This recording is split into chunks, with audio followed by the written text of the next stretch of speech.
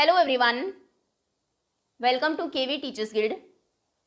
So students, this is second part of class 7 civics chapter 5 Women Change the World. और हमारा next topic है schooling and education today. Today आजकल both boys and girls attend school in large numbers. एक बड़ी संख्या में boys और girls school जाते हैं. Yet as we will see, लेकिन फिर भी जैसा हम अभी देखेंगे, there still remain differences between the education of boys and girls. Boys और गर्ल्स की एजुकेशन में अभी भी डिफरेंसेस हैं. India has a census every 10 years. India में हर 10 साल में जनगणना होती है जो कि काउंट करती है कंट्री की पूरी पॉपुलेशन को और गैदर करती है कुछ detailed information about the people living in India, जैसे कि उनकी एज कितनी है, कहाँ तक उन्होंने पढ़ाई की है, क्या काम वो करते हैं एंड सो ऑन. और फिर इस इंफॉर्मेशन को हम यूज़ करते हैं टू मेजर मैनी थिंग्स, जैसे कि number of literate people, Bharat में पढ़े लिखे लोग कितने हैं, and the ratio of main and women, main और वुमेन का रेशो कितना है, जेंडर रेशो क्या है.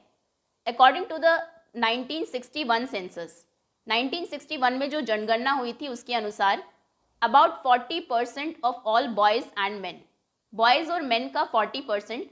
अभी बॉयज़ और मेन में कौन काउंट होंगे, 7 ईयर्स ओल्ड एंड अबव, 7 साल से बड़े जितने भी मेल मेंबर्स हैं उनका 40% वर लिटरेट, वो पढ़े लिखे थे. और लिटरेट का क्या मीनिंग है यहाँ पर, they could at least right their names, कि सिर्फ 40% जो मेन थे वो अपना एटलीस्ट नाम लिख सकते थे, compare to just 15% of all girls and women. और गर्ल्स एंड वुमेन में ये परसेंटेज कितनी थी, 15%. In the most recent census of 2011, अभी जो मोस्ट रीसेंट सेंसस हुआ है 2011 में, उसके अकॉर्डिंग ये फिगर थोड़ी सी ग्रो अप हुई है, ऊपर गई है, जैसे कि 82% हो गई है फॉर बॉयज़ एंड मेन, 40 से 82, और 65% हो गई है फॉर गर्ल्स एंड वुमेन, 15 से 65. तो इसका ये मतलब है कि प्रोपोर्शन जो है दोनों में ही, मेन और वुमेन में, जो अभी पढ़ सकते हैं और एटलीस्ट कुछ अमाउंट ऑफ स्कूलिंग, कुछ टाइम वो स्कूल गए हैं, ये इंक्रीज़ हुआ है दोनों के लिए ही, मेल और फीमेल. लेकिन फिर भी जैसा कि आप यहाँ पर देख सकते हैं 2011 में भी ये 82 है मेन के लिए और 65 है वुमेन के लिए. मतलब जो परसेंटेज है मेल ग्रुप का वो अभी भी हायर है फीमेल ग्रुप से. तो मतलब ये जो गैप है ये अभी भी गया नहीं है, गैप अभी भी है. यहाँ पर आपको एक टेबल अभी दी है जिसमें कि परसेंटेज आपको शो की गई है गर्ल्स एंड बॉयज़ की, जो बच्चे स्कूल छोड़ देते हैं. और यहाँ पर आपको डिफरेंट सोशल ग्रुप के भी, जैसे कि SC और ST का भी दिया है कि उनमें कितने बॉयज़ और गर्ल्स हैं जो कि स्कूल से ड्रॉप आउट करते हैं बीच में ही.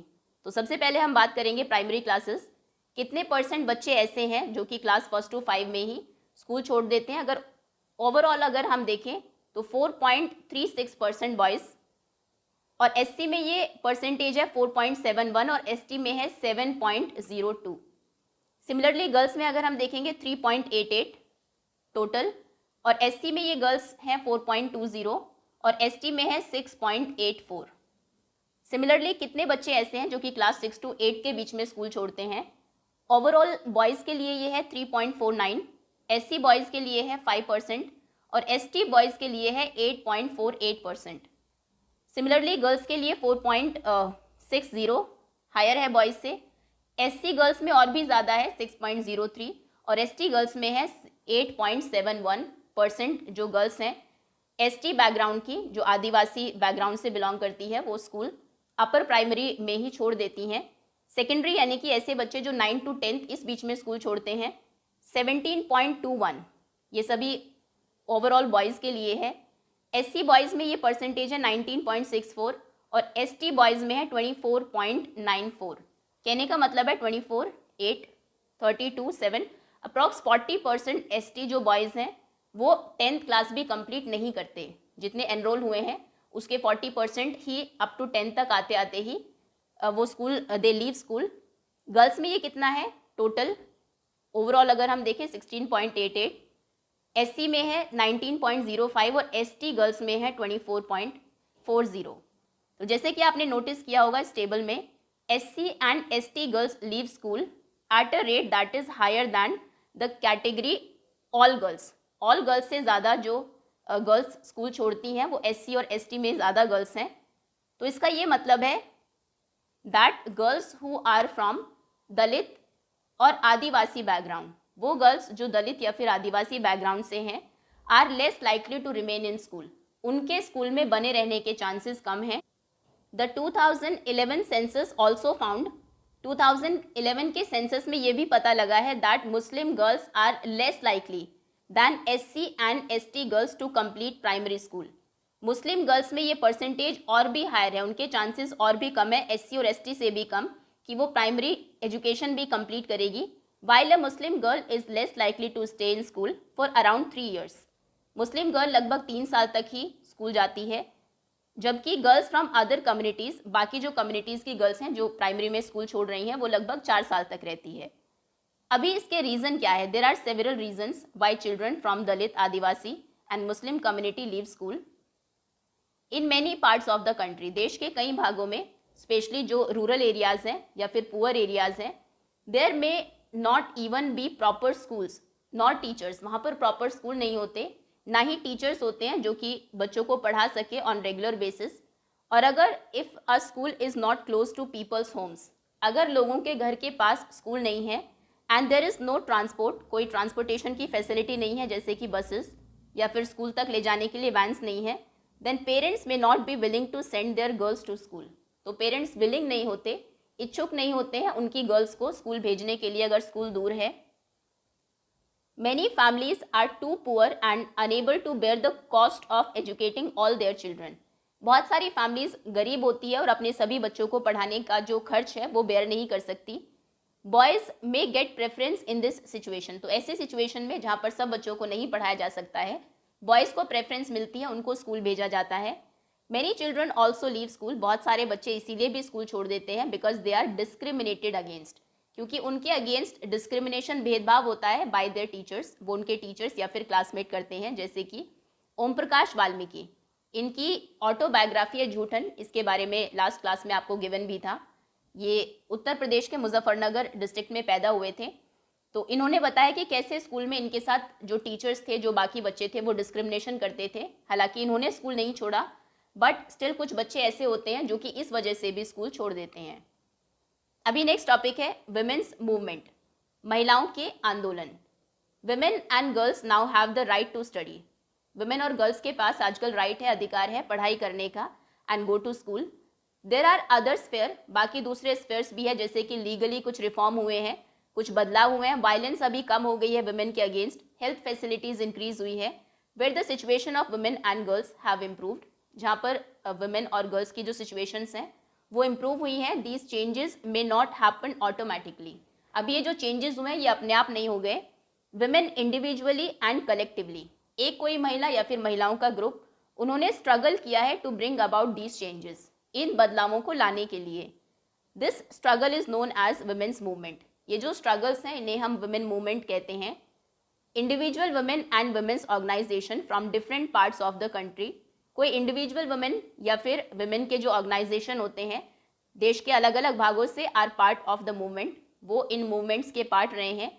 Many men support the women's movement as well, कई बार मेन ने भी, पुरुषों ने भी इन मूवमेंट्स को सपोर्ट किया है। द डाइवर्सिटी, इन मूवमेंट में जो डाइवर्सिटी थी, अलग अलग जगहों से लोग, बैकग्राउंड से लोग आके पार्टिसिपेट कर रहे थे, जो पैशन था और जो एफर्ट्स था इन सभी का involve make it a very vibrant movement.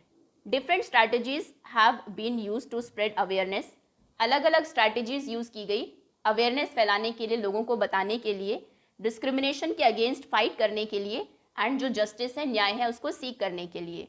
यहाँ पर कुछ ग्लिम्सेस आपको दिए हैं ऑफ दिस स्ट्रगल। सबसे पहले है campaigning. Campaigns to fight discrimination and violence against women are an important part of women's movement. Women के अगेंस्ट जो वायलेशन और डिस्क्रिमिनेशन था उसके अगेंस्ट लोगों को बताने के लिए, अवेयरनेस फैलाने के लिए कैंपेन्स जो हैं ये एक इम्पॉर्टेंट पार्ट रहे हैं मूवमेंट का।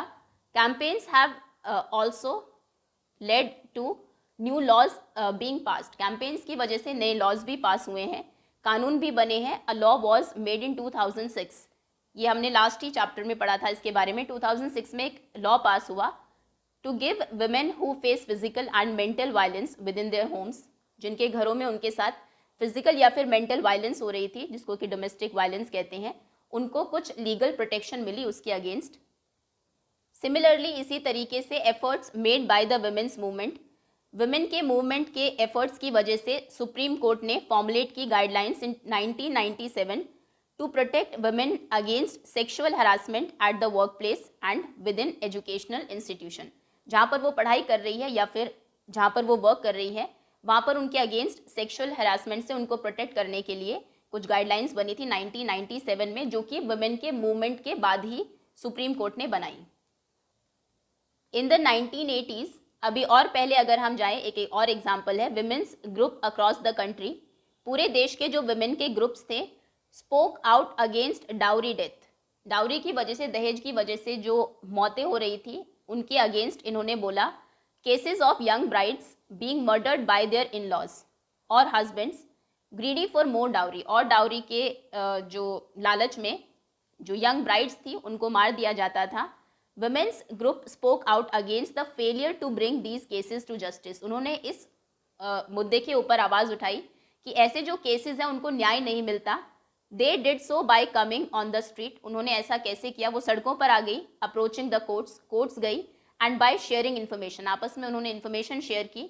Eventually finally this became a public issue in the newspapers and society में ये एक जो पब्लिक इशू बन गया। And the dowry laws were change to punish families who seek dowry, और डाउरी लॉज के बाद बना जिसमें जो फैमिलीज डाउरी मांगती है, दहेज मांगती है, उनको पनिश किया जाएगा। यहाँ पर पिक्चर भी आपको दी है। सत्य रानी ये एक एक्टिव मेंबर थी ऑफ वुमेन्स मूवमेंट की, आंदोलन की।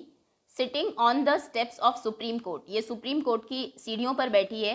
सराउंडेड बाय लीगल फाइल्स, चारों तरफ इनके लीगल फाइल्स आपको दिखाई दे रही है।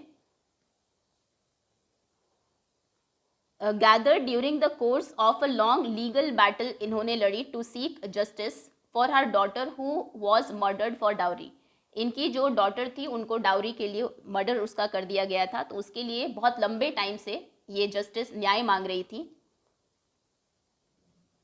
ओके, नेक्स्ट है raising awareness, an important part of women's movement. Women के मूवमेंट का एक इम्पॉर्टेंट पार्ट है is to raise public awareness, लोगों को अवेयर करना, जागरूक करना ऑन वुमेन्स राइट्स इश्यूज, कि वुमेन के क्या अधिकार है, क्या इश्यूज हैं। Their message has been spread through street plays, उनके मैसेज वो बाकी महिलाओं तक पहुंचाती है स्ट्रीट प्लेस के थ्रू, सॉन्ग्स के थ्रू या फिर पब्लिक मीटिंग्स के through.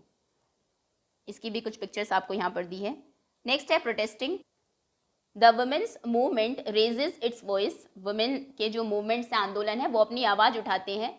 When violations against women take place, जब वुमेन के अगेंस्ट कोई वायलेशन, कुछ उल्लंघन होता है, जैसे कि when a law or policy acts against their interest, जब कोई ऐसा कानून आता है, कोई पॉलिसी बनती है जो कि वुमेन के इंटरेस्ट के अगेंस्ट वर्क करता है, तो पब्लिक रैलीज होती है, डेमोन्स्ट्रेशंस होते हैं, are very powerful ways of drawing attention to injustice, उस अन्याय के खिलाफ लोगों का ध्यान अपनी ओर आकर्षित करने के लिए।